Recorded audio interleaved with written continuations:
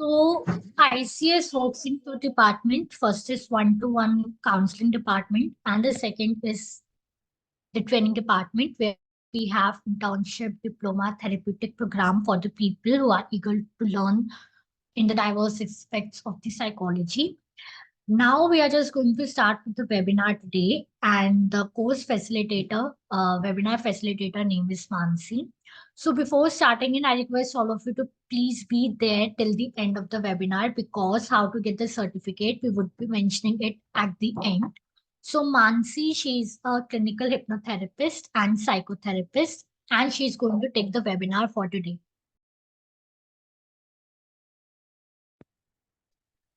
Hi everyone, good evening. Uh, Good to see everybody. So as everybody knows, today's session is on clinical hypnotherapy and some strategy, how it can facilitate stress management and conflicts, right? So if all of you can quickly just introduce yourselves and let me know maybe what interested you in this, that would be really helpful. So I'm hoping that we can have an interactive conversation. It's not going to be a teaching, listening kind of a interaction. So we'll be talking, discussing. You can ask questions anytime, raise concerns. So what's your name? Where are you from? What made you interested in signing up for this webinar? Hello. Hi. Hi, this is Gurleen here. Hi, Gurleen. Yeah, actually, I'm working with already I'm working as a teacher from pretty long time with the Kiran Garden itself. So I have already studying from Safal regarding this, but this is something new for me. The clinical this therapy is new for me. I've done on AB and ADHD and learning disabilities. I've already done my course and completed, but the clinical therapy was something new. So I was quite excited to know what is exactly all about.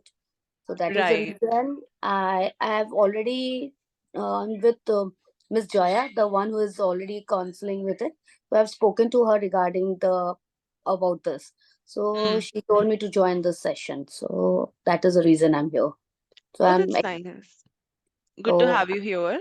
So thank you I'm so hearing that it's something new to you and you're interested in exploring it. yes, That's correct. what made you sign up. Yes, correct. Great. So I hope you learned something new. Let's Surely see. I do. Totally.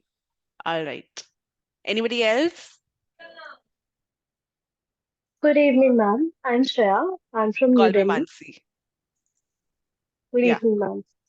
So, I'm currently pursuing a master's in clinical psychology and clinical hypnosis is, I believe that there are many myths regarding that and many Mm, facts which are unknown to people. So, I am right. just here to understand what exactly is it and to Mm, know more detailedly about this. Yeah. yeah, you're right. Like there are a lot of myths. And it's good that you know that, okay, myths exist. And you're here to look basically for discernment, what actually it is, how to separate it from something, and maybe utilize it clinically since you're a psychologist in training. Yeah, nice. Anybody else would like to introduce themselves? It's helpful for me to know why you are here. So maybe, we can touch upon it in some ways during our course of our time together. So as far now as I know that it's something that's unique to some of you, and you are looking to see what is it, because there are a lot of misconceptions about it. Anybody else who would like to share? Yeah, good evening, madam. My name is Vinay Kumar, and I am from Kerala. Hi, Vinay. Hello. Yeah, okay. I'm a postgraduate in psychology, but Nice. for this the hypnosis or hypnotism, that field, I'm something new. Then I thought of knowing something. Basically, I just want to know what it is. So where are you doing your postgraduate from? Yeah, I've Postgraduate. already, yeah, Madras University, I already finished that. They have a good program. I have heard. Wena ngomma wachita, you know, don't remember nilana pemini yako. Eh? You said it, no one nyumba, mafuta kubuira foot, ndani pi. Some crosstalk is coming this way. Yeah. Can Angala everybody kote, please aide check their kame. mics wherever background noise is coming from? Okay. And So then he's ready to offer me 3,000. 3. So namuza cha haya pa we have to do innovations implement the bunch can everybody please turn off their mics? Can Yeah, everybody yes. please check? The after the way can be done. Third is ready. Yeah. Now it doesn't make sense. Okay, more than we go. Zelba, can you turn off your mic, please? Yeah. Okay. So anybody else would like to share? So what I'm hearing is mostly that it's a new treatment for everybody, and everybody is interested in learning more. If anybody else would like to share about themselves, we are looking forward to it.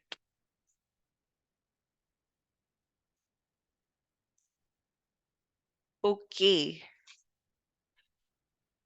So what is your understanding of hypnosis?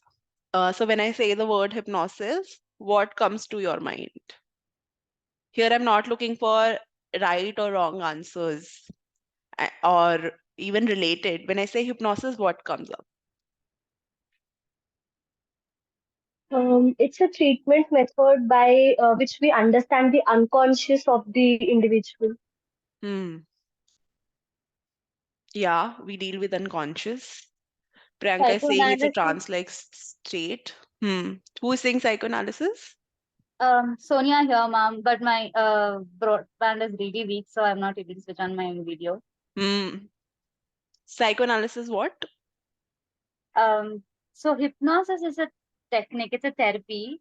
So I believe we have different techniques of, different methods and different techniques in psychology to help the people. So we have CBT, we have existential therapy, we have psychoanalysis. And then when we're speaking about hypnotherapy, I feel psychoanalysis or people who have this psychotic problems who are referred to psychoanalysis method or technique. So their hypnosis plays a major role. If I'm wrong, please correct me. No, you're not wrong. Yes, hypnosis was explored under the purview of psychoanalysis. So yes, psychoanalysts in times of Freud did use hypnosis in their treatment methods, but it's not only limited to it. Okay, ma'am. Somebody saying trance-like state, using suggestions as technique. All of these aspects of hypnosis. All of you have also like very relevant associations. So I would say we have a very informed audience here. Yes, Jess. You can speak directly. Nobody needs to raise their hands. Okay, ma'am.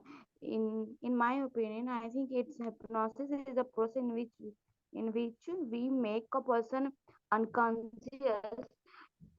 because in conscious mind they can reveal their emotions and thoughts and their problems, and then they can support and give them proper advice and how they make their life better and all. Thank you, ma'am. I'd say you have got a pretty good hang of it. I may not use certain words, but like I think you get the idea of it really well. So we don't make a person unconscious, but yes, we put them in a trance-like state, as somebody else said, and we utilize that state to give certain suggestions. Yes. So I would say all of you have touched on certain aspects of hypnotherapy and hypnosis in general. So I guess that it would be easier for all of you to understand me. But just in case something is not clear, you have any questions, or even if you think maybe I'm making a mistake, or you know something differently about something, please feel free to bring it up. All right. So 3 words: hypnosis, hypnotherapy, and clinical hypnotherapy. Now, hypnosis is a naturally occurring phenomena. What we mean by it is that the state of hypnosis naturally occurs in our day-to-day life. First of all, what is hypnosis? Hypnosis is inward focusing of attention. So, all of you know about meditation, right? Yes, ma'am. Yes, Yeah. ma'am. So, all of you Yes. have practiced meditation? 1 Yes, minute ma'am. Yes, meditation, ma'am. somewhat. Good to see you, Zeliba. I think you were there in parapsychology also, right? Yes, ma'am. Yeah. You're Yeah. a very Okay. good lecturer. You're a very good lecturer. Thank you. Yeah, I'm glad you found it useful. Okay. So what happens in meditation is you are aware of what's happening inside you. Yeah. Yes, And ma'am. you are also, but your attention is mostly inwards. Let's say that you are listening to a guided meditation. Okay. Anybody has ever listened to a guided meditation? Yes, ma'am. I've listened, ma'am. Yeah. So your attention is inwards, but your attention at the same time is also on what the instructor is saying, Yes, ma'am. right? Yes, So ma'am. that is dual attention, dual state of attention, where my attention is focused inwards and outwards at the same time. Making sense? Yes, ma'am. So characteristic feature of hypnosis is this dual state of attention, where you're present inwards and also outwards at the same time.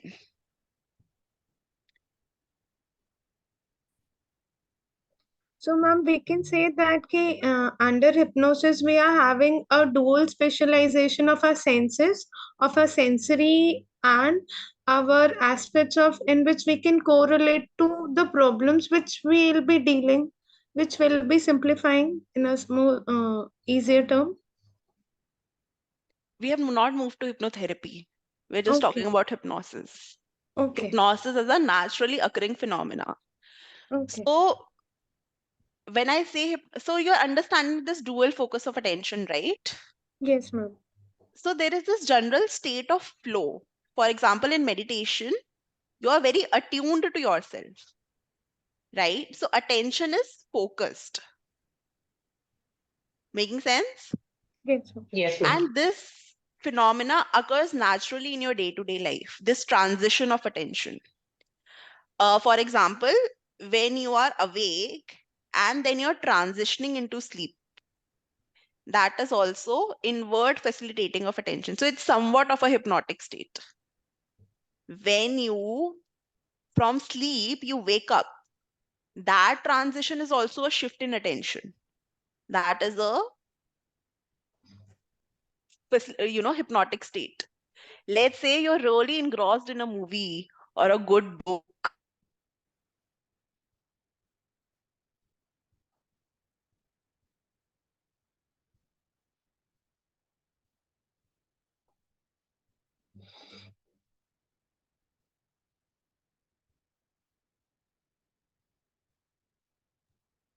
Ma'am, you are not audible.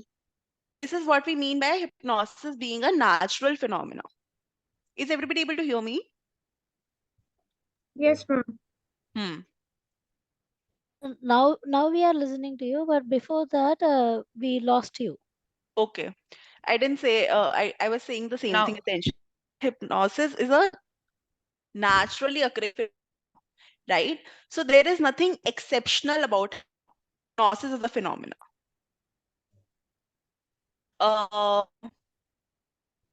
That is misconception around it also. For example, people who are not quote unquote hypnotists.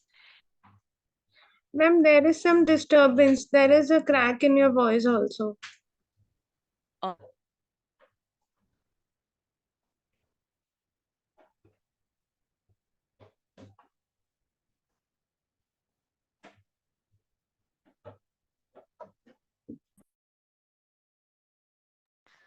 We totally lost you.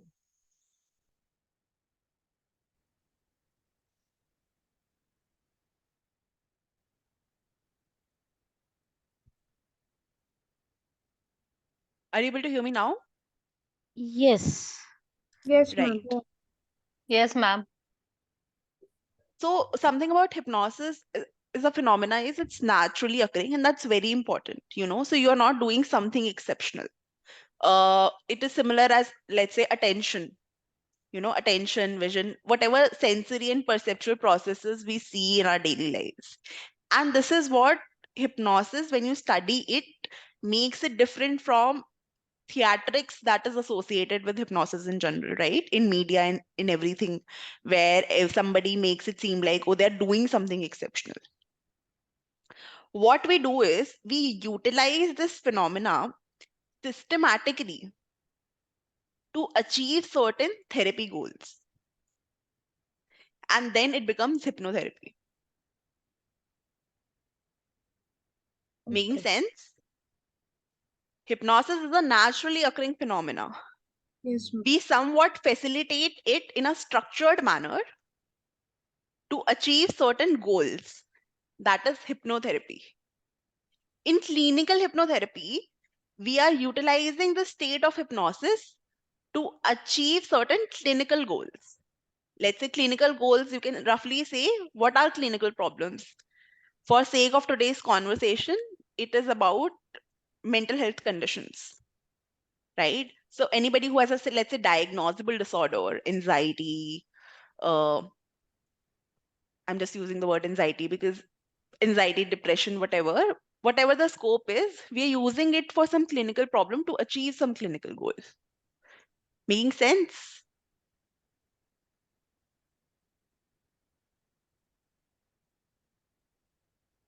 Hypnosis, hypnotherapy, and clinical hypnotherapy. Hypnosis is a natural phenomena. It's clear, ma'am. Hypnotherapy using hypnosis for clinical, non-clinical, any purpose to achieve a certain goal. Clinical hypnotherapy to achieve a clinical goal. Any questions? So, ma'am, Comments? under clinical hypnotherapy, will be dealing with depression, anxiety, stress, and disorders which are related to mental disorders, we can say. Yeah. Okay. Thank you, ma'am. Hmm.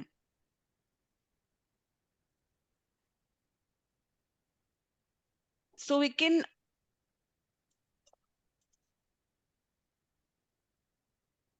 so who since everybody has some background in mental health, who knows Freud's levels of mind, iceberg model?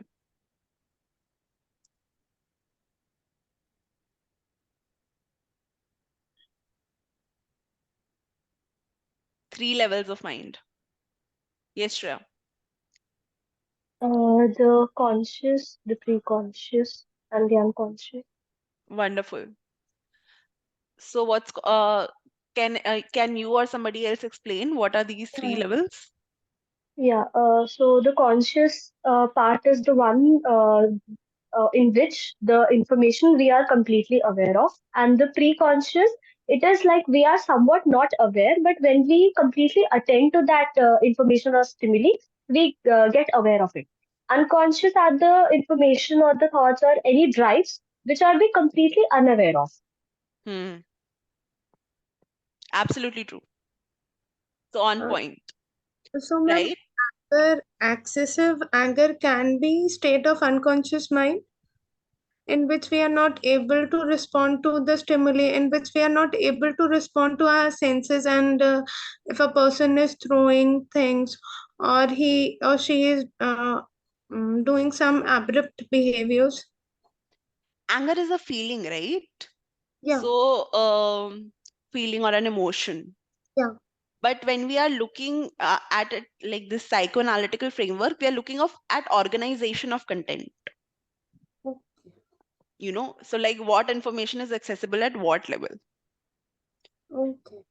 Now looking at anger, I may say I am angry because you didn't do X. So that is conscious awareness.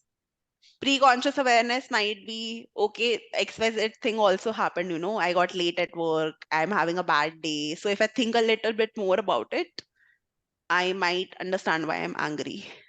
Unconscious may be, again, my own history with anger, which is not apparent. So we're looking at organization of content, not necessarily anger as an emotion. When we're looking from this theory. Okay. Right. So as Shreya aptly said, conscious mind. So there are 3 levels of mind as classified by Freud.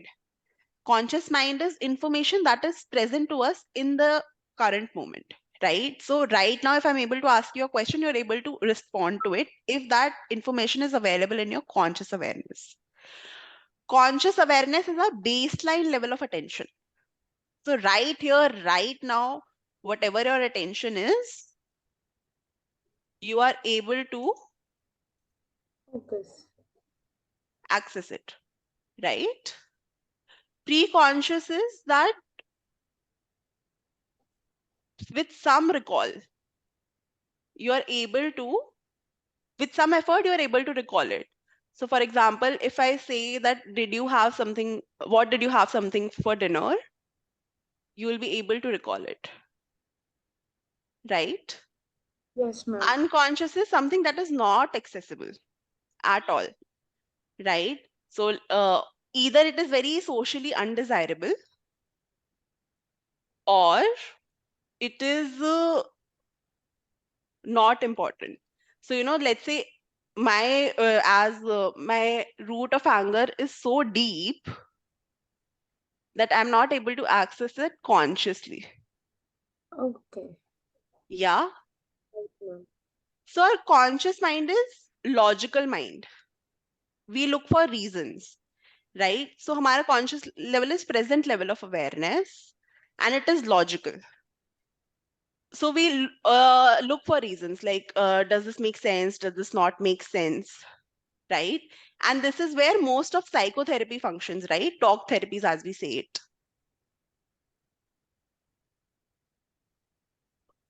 But when psychoanalytically, when we are doing, this is where defensiveness also comes in, right? So let's say I'm saying, why are you angry? I might become very defensive. So what happens in clinical hypnotherapy is it bypasses that defense because we are directly appealing to unconscious mind. So in a state of trance, we are able to access unconscious mind and give suggestions there. Make sense? Yes, ma'am. Any questions so far? Ma'am, Hmm? can you hear me? Yes. Ma'am, can you explain this sentence, what you have said just now? A trance level means when we are in the middle of something, means conscious as well as we are going into unconscious kind of Right. scenario. So what we'll do is we'll do a very brief demo of what it looks like to be in a trance state, like very brief. So it will be more accessible. So what happens in hypnosis, you're in a certain state, right? This trance-like state. And when you reach there, we give certain suggestions, which is more effective than, let's say, talk therapy, because we are directly able to access our unconscious mind. Making sense? Yes. So any therapy is goal focused, right? For example, let's say you are coming and saying that I need to work upon my stress. So we utilize that trance state to facilitate. So when a person is in a trance state, we'll give certain suggestions to manage stress. Is it clear now? Yes, ma'am. Okay. So what we'll do right now is that I'll give anybody who is comfortable to participate, they can close their eyes and I'll give a very mini induction. So all you have to just, follow my instructions.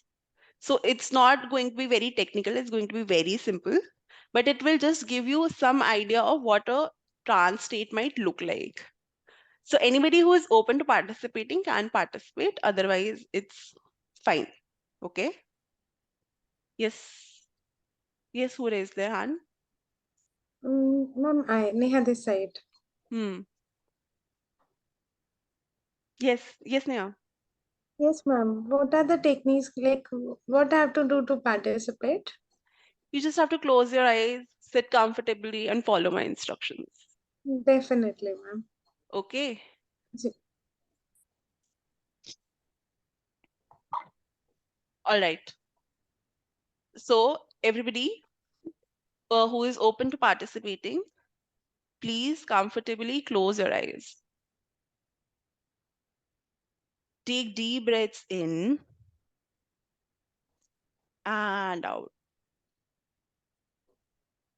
In and out. Wonderful. With every breath in and out, in and out, you're becoming more and more relaxed. Fresh air is entering through your nostrils, expanding your body. With every breath out, carbon dioxide is leaving your body, relaxing you furthermore. With every breath in and out, in and out, you're entering a deeper state of relaxation. Now you see a beautiful big door in front of you. As you approach that door, open it to see a beautiful garden in front of you. This garden is full of trees. Clear blue sky is above you. Fresh, cool air is floating around the sky. The garden is filled with chirping of the birds. As you're walking leisurely in the garden, you're filled with a deep sense of calmness within. You're able to let go of the stress of the day, completely present in the current moment.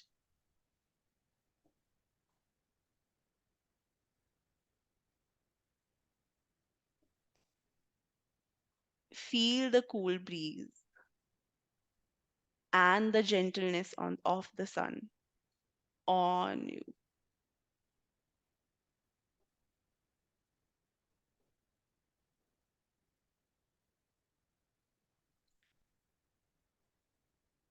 As you're spending time in the garden, you're able to look back on your day with contentment, knowing that whatever you have done is good enough and later can be accomplished in due time. This realization is making you feel calm, happy, and content within.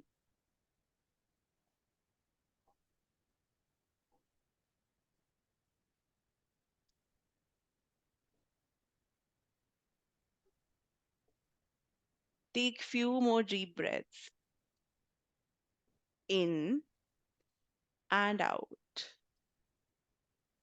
in and out. Now let's slowly come back from the garden to our present life. I will count from 10 to 1. And at the count of 1, you will be wide awake. 10, 9, 8. You're slowly coming back to your senses. 7, 6, 5. You're able to feel the surroundings around you. 3, 2, 1. When you are ready, please open your eyes.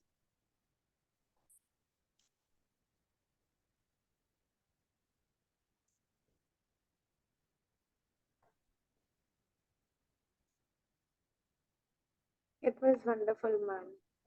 Mm-hmm. Yes, ma'am.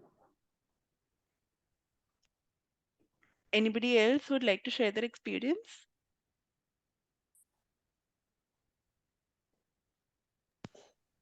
Felt lighter at mind and felt like flying, that is floating in the air. Nice. It was really peaceful because we were actually like visually imagining everything, even the birds chirping also. That was amazing.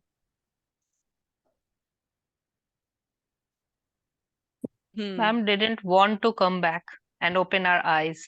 Actually, Yeah. ma'am. Actually. It's fake me it's feel me emotional Emotional because of some moment that I was real feel in my mind. mm. Is it possible that you were overwhelmed in general and like s- settling down kind of brought those feelings up? Oh, ma'am. Hmm? No. Okay, so would you like to talk more about it or not? Both is okay. No, I think. Okay. You're going to be okay? Yes, ma'am. All right.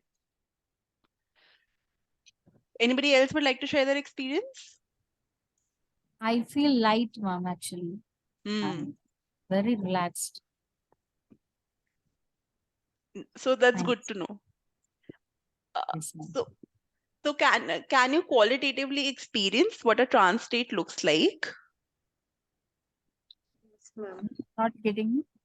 So this state you were in, right? This hypnotic state, this trance-like state, when you were in the gardens and you were like these trees and so you now have somewhat of an experience of what it looks like, right?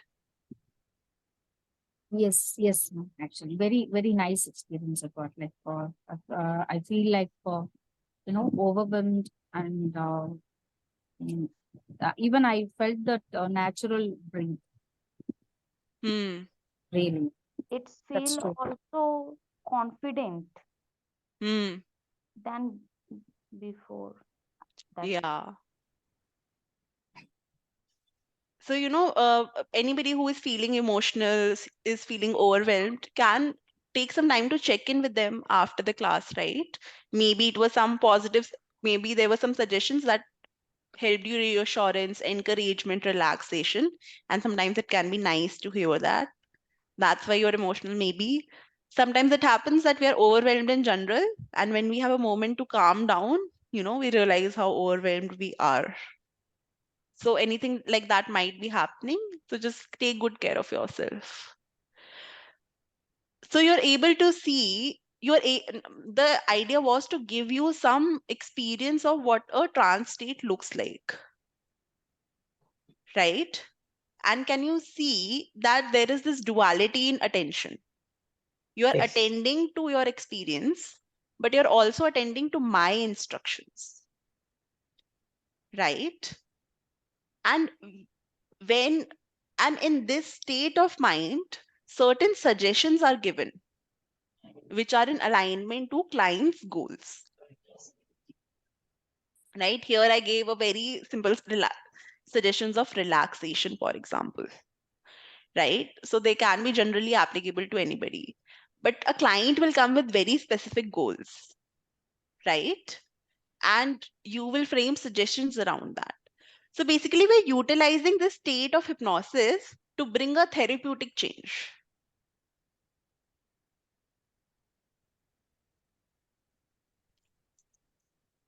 Making sense? Ma'am, I have a query. Hmm. Every time we are dealing with such kind of like a level of peace and all that, in every state, or it depends upon the case study or the scenario of the client issues? Not necessarily. This was a very general set of instructions, right? Uh, Okay. it is possible that a person will feel emotional, the person Yeah. may have a certain reaction, then there are certain protocols to manage it, right? All therapy sessions are not feel good sessions, no. They can Yeah. be varying levels of emotional work. Hmm. So that happens in hypnotherapy as well. Thank you, ma'am. Ma'am, I it's have just like I have a question, Mom. Mm-hmm. Suppose you're dealing with fraudsters, you're dealing with thieves. Can you still use the same technique that we're just from using to extract more information from the subconscious?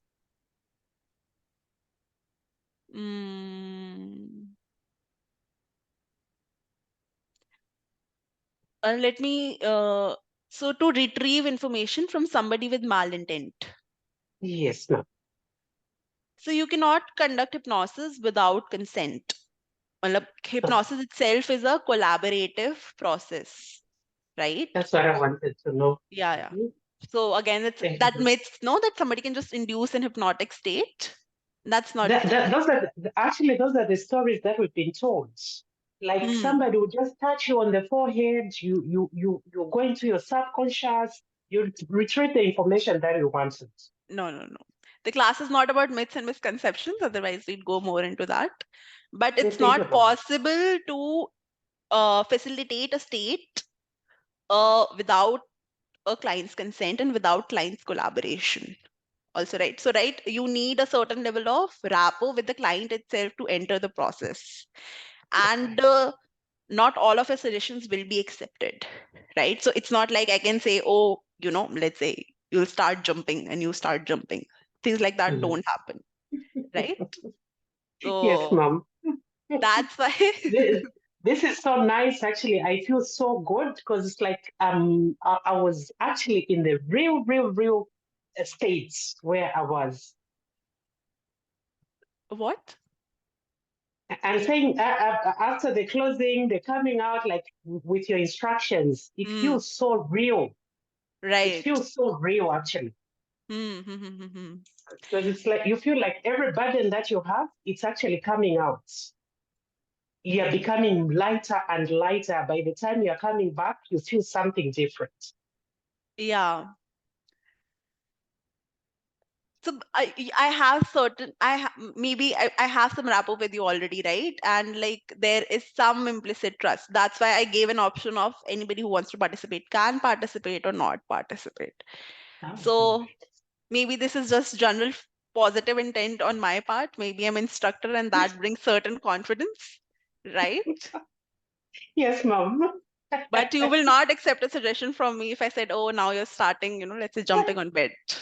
So that won't happen. Because I expected something big from the myth that we have, a lot of stories that we've heard. So I didn't expect that something like this, something positive can come out as easy as it is. Yes, ma'am. Yeah. No. So hypnosis is a very collaborative process. Hypnotist cannot control your mind. Hypnotist cannot make you do things you don't want to do. And also, there is so everybody is somewhat hypnotizable, right? So there is degree of hypnotizability. We have already talked about how hypnosis is a general phenomena, right? So we're just utilizing a general state. So everybody can be hypnotized with consent, but quality of experience will vary. So like, let's say you might experience a deeper state of trance than me. So there are individual differences also. Okay. Right? Yes.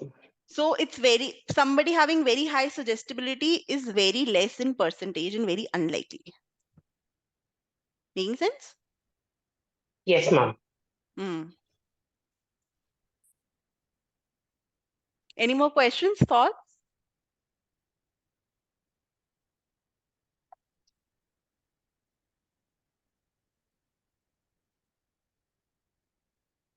Hello.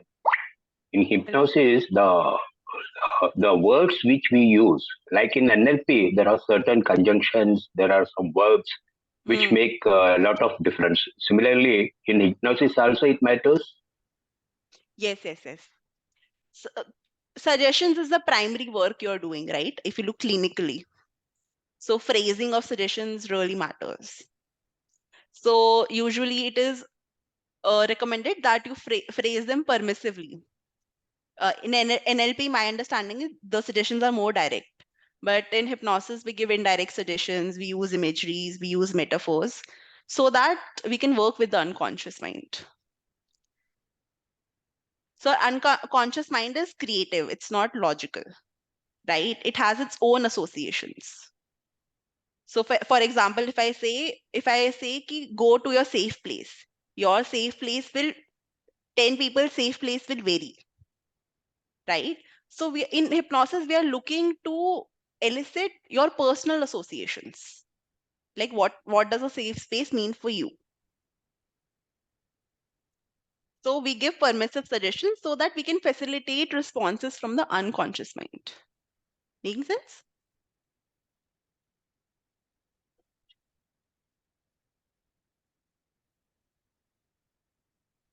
While framing the suggestions, so we should be looking for that particular words, or if words are much important.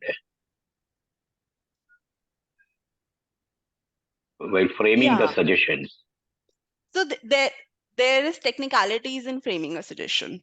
That is not the scope of the class, but yes, framing is important. There are different types to frame. There are certain principles in which you can frame. So all of that is important. Yes, Shreya.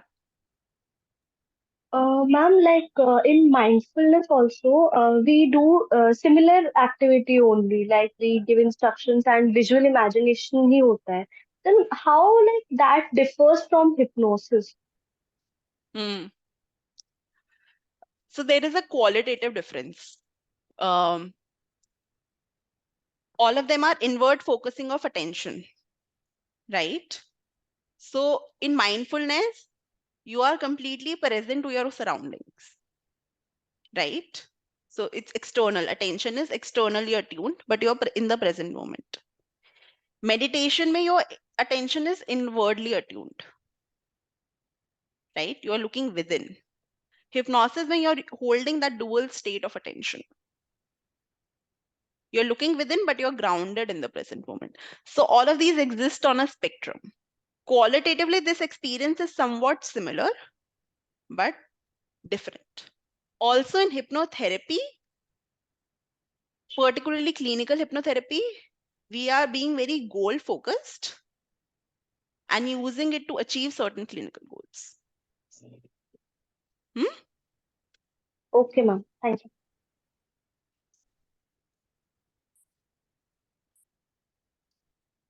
Any more questions?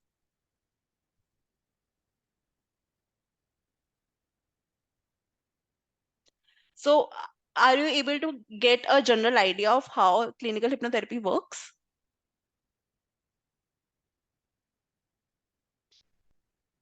Yes, ma'am. Now, what do you think can be benefits of it using hypnotherapy?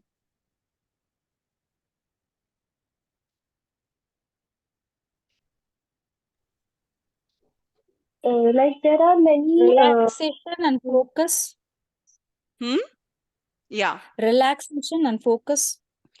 Yeah, definitely. Relaxation and focus, yes.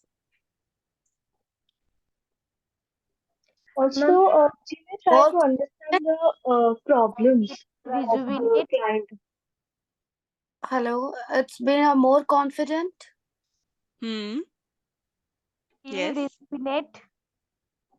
Sorry, I didn't hear what Jess is saying.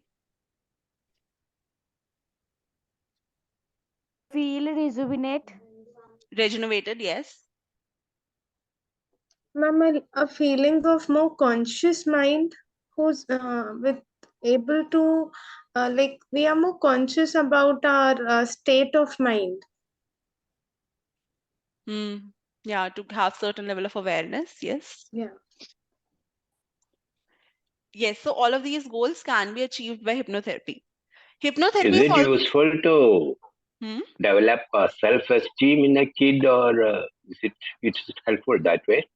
yes, works wonderfully. So there is this aspect of ego strengthening in hypnotherapy that is integrated in all work, right?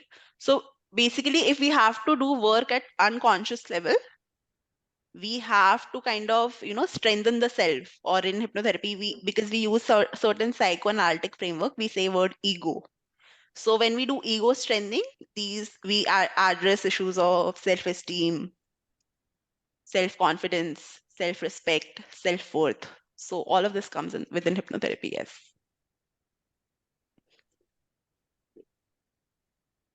Any more questions? Ma'am, what is the rapport building that should be made with the client when he or she is coming for hypnotherapy or hypnosis? So there are protocols for that, right? So again, how we develop rapport in generally in Yeah. counseling, right? We take a case history, we understand their Right. goals, we do certain psychoeducation, we talk about how hypnosis works, what are myths and misconceptions around hypnosis.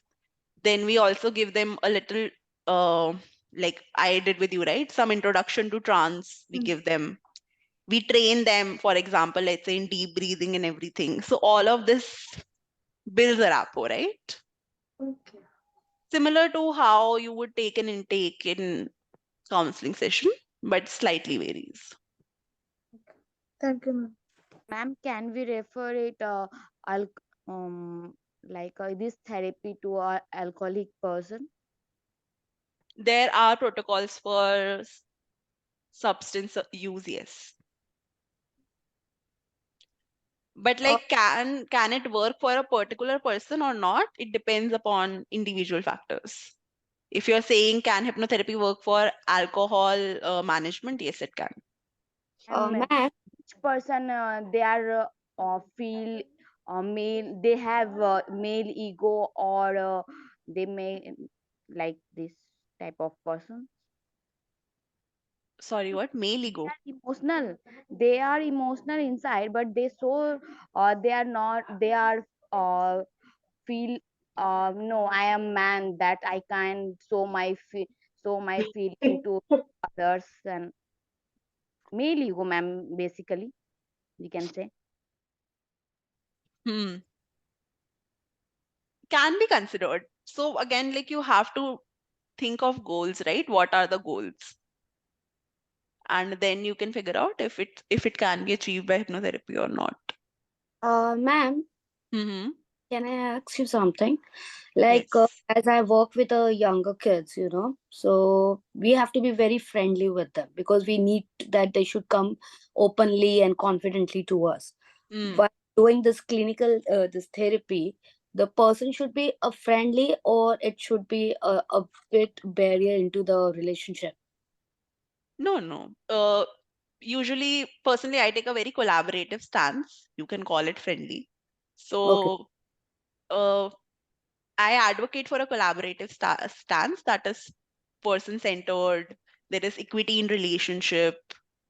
You can use sometimes authoritarian tone, where But it is also contextual. It doesn't necessarily mean you're not friendly, but you're using a certain tone in certain context. Like Then let's do for the younger kids as well, because being a more friendly to them, then they take it as for the granted. So we need to give a yeah, yeah, yeah. space. But So that doesn't necessarily mean you are being authoritative, right? You can be stern and friendly. yeah, so So I was. sometimes they fluctuate in tone Mhm. depending upon the context, but general stance is collaborative. And children are really good subjects for hypnotherapy because they're more receptive to suggestions. Their ego is not so rigid जितना adults का होता है. So they are less So defensive. it's not a risky part to do this clinical therapy with the kids, younger kids. If you have adequate training, no. They are really good subjects. Okay. Also, like you don't need to do an induction. You can tell them stories. You can use metaphors. All Okay. of it works Okay. really wonderfully. Yeah, because we usually use stories and circle times, give the all that kind of terms we use for them, particularly terms we use for the kids to make them sit. They are so hyper. So, Yeah. but what about this patients? Like they are quite hyper, or they are quite dangerous or something? Children, hyper and No, dangerous. no, not children. I'm talking about the people, the older. Again, depends upon context. We will need to explore what hyper and what dangerous means.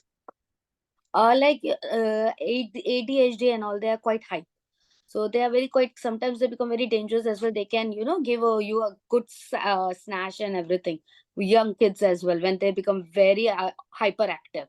So same with the same with this, yeah, the older kids as well. If not on the people, the woman or the man, as the man ego, the man is talking about. So it can happen to them as well. It's a tricky question to answer because I don't want to come across as it being a fixing therapy, right? Or it being a magical cure. And again, like it's not possible to answer it without bringing therapy in context. Uh, we as therapists or as hypnotherapists, we cannot have clinical hypnotherapists. We cannot have stance of, this is a problem child or this is a problem adult. We are examining problem in context, right? So I'm not really here to fix. I'm here to understand, right? Yeah, I'm okay. not here. Similarly with ADHD, right? Even if a person is lashing out, is aggressive, there is something that they're not able to express, and we are more interested in being there, helping them with that, right? So it's a fine line to walk, Okay. labeling somebody, right? So in whether it be children or adults, as therapists or clinical hypnotherapists, you are more interested in knowing what's beneath it, and then how certain goals, certain skills, certain perspective can be facilitated by any intervention. You are not looking to solve something for them. You're not looking to fix them, save them, give them a magic cure.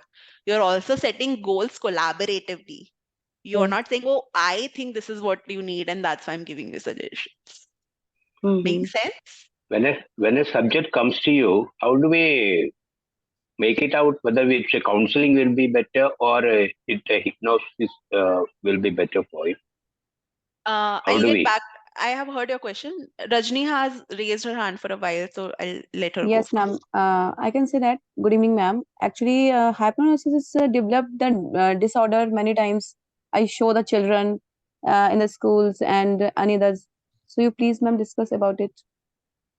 Sorry, can you repeat your question? Hypnosis is developed the disorder many Hyper what? hypnosis. I'm not able to understand. Can you spell it for me? Hypothesis is a very Acha, hypothesis. developed. Yes, ma'am. Hypothesis? Yes, ma'am. Okay, what are you saying? Sorry. I'm wondering if you're saying hypothesis, hyperactivity. What are you saying? Yes, ma'am. Yes, ma'am. Yes, ma'am. Hyperactivity. Yes, ma'am. Hypothesis. Acha, hyperactivity. Yes. Yes. Develop the disorder many students and others children like that. So you please discuss about it, ma'am. Unfortunately, it's not the scope of today's class, but like hyperactivity is comes under neurodevelopmental disorders, right? Again, it might not be a disorder only, it's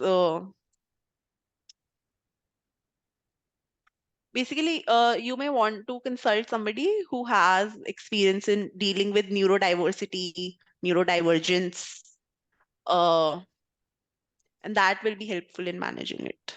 But it's not scope of today's class, so I won't be able to like go more into it. Mhm. Okay. Okay, ma'am. Thank you. Look for neurodivergence, affirmative management, ADHD, hyperactivity. Now there are a lot of theories that are developing which don't consider it a disorder, but rather a different way of functioning. So again, there is nothing to fix, but to manage, yes. Look for neurodiversity. That's your keyword. Okay, ma'am. Thank you. Somebody was asking, how will we distinguish if this client needs hypnotherapy or psychotherapy, right? Ma'am, counseling. No, Counseling and I was psychotherapy. talking about counseling, whether we should be going for counseling or this hypnosis or that way. Right. It requires certain clinical discretion on your part. Hypnotherapy is goal focused. So you are looking to mostly build skills or facilitate an insight. So let's say I'm working on very specific things like stress management, assertiveness, managing a certain symptom. At best, exploration and hypnosis look like I'm able to gain some insight. Let's say this is why I do this. But to process it, I might need psychotherapy. Making sense? Maybe you'll get some information in hypnotic state, but to really process it, integrate it, I have to enter analysis. That's counseling and psychotherapy. Just being aware of something does not mean you will be able to effectively utilize it in your life. So that processing happens in psychotherapy. It might be possible that somebody is looking for a more relational space. Somebody is looking to talk, to discuss, rather than to solve. Their psychotherapy is more facilitative. Somebody might need fixing of things that can't be fixed. Let's say somebody is going through grief. Somebody has had a lot of stressful life events recently. So talking in general will be more helpful to process it. And when, let's say, a person is in good enough state of mind, they can work on, say, some specific goals within hypnotherapy. So hypnotherapy is an adjunct treatment. It's used in combination with something. So it works wonderfully in adjunct with psychotherapy also. But it's not a complete therapy in itself. Ma'am, how do we know, like, Just a second. Let me get back. Is it making sense, sir?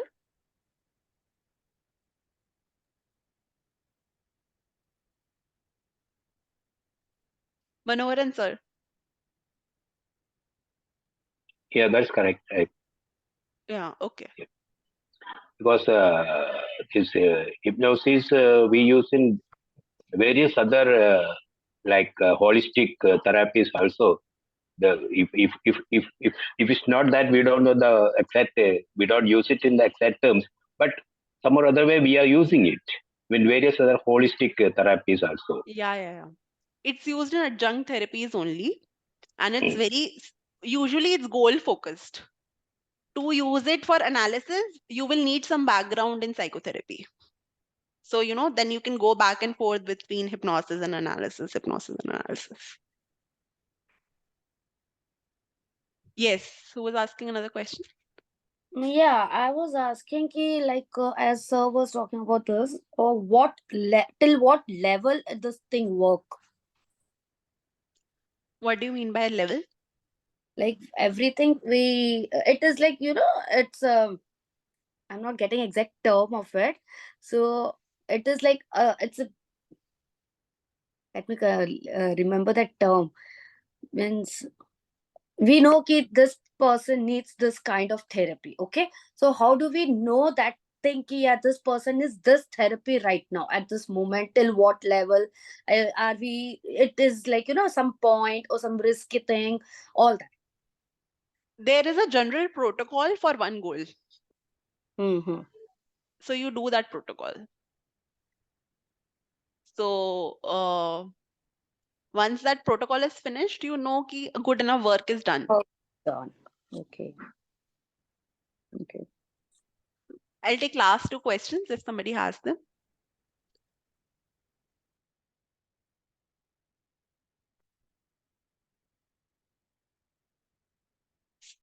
Okay, so you can see how it will help you manage stress, right? It can induce relaxation by suggestions. You can do pleasant imageries. You can also, when it comes to managing conflicts and stress, once I've identified underlying causes of what's causing stress and what's causing conflicts, let's say I'm not able to manage my time well. So that is causing me stress. So I can do a mix of, let's say, scheduling, that's behavioral intervention. And then let's say I'm working on self-confidence and hypnosis. So I can do a mix of both. So there can be surface level work where I can induce relaxation, give pleasant imageries. Then some deeper level work looks like understanding what's the root cause of conflicts, understanding what's the root cause of stress, and identifying certain skills that a person might need and giving hypnotic interventions for that. Let's say assertiveness, better self-confidence, boundaries, emotional regulation. All of this can be within the purview of hypnosis. So that's our class today. If anybody has any final questions or comments, please let me know.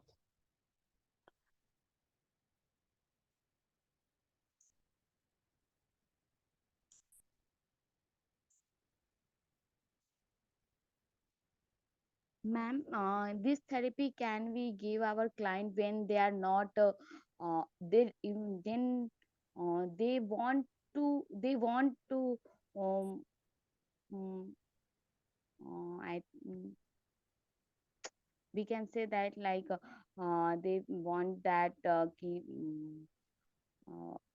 feel better or with their problems or avoid their problems. They don't want to discuss with their therapist or psychologist or counselor. Then we can give this therapy. See, some level of talking is still required, right, to set goals. So depends how much willing a person is to talk. Any treatment will require some level of engagement. If somebody is not willing to talk at all, how will we form rapport, make goals? And also, like, client's own motivation is very important. You can't make anybody enter here saying that you won't have to do the work. They'll have to do the work. If they give, um, that yes, ma'am, please give me a hypnosis therapy, because they are not able to speak their by words their emotions, then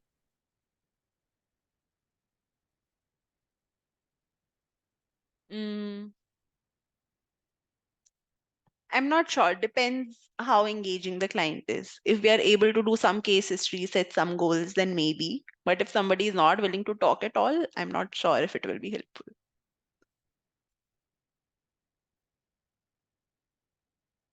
okay, ma'am. Yeah. Thank you, everyone.